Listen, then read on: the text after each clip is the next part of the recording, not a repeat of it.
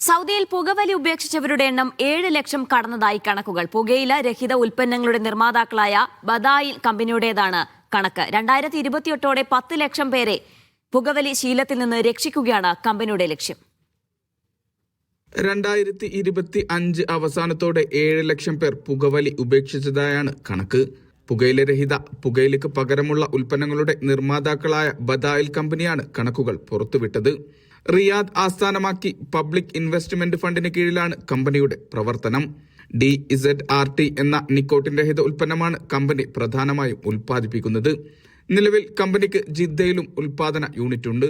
2008ഓടെ 10 ലക്ഷം പേരെ പുകവലിയിൽ നിന്നും രക്ഷിക്കുകയാണ് കമ്പനിയുടെ ലക്ഷ്യം.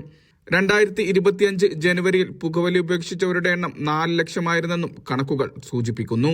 സൗദി അറേബ്യയിൽ പുകവലി കുറക്കുക, പുകവലി ഉപേക്ഷിക്കുന്നതിന് സഹായകരമായ സുരക്ഷിതവും കുറഞ്ഞ അപകടമാർഗങ്ങളും വികസിപ്പിക്കുക തുടങ്ങിയവയുടെ ഭാഗമായാണ് കമ്പനിയുടെ പ്രവർത്തനങ്ങൾ. Vishal Cherpulassery, media 1, Riyadh.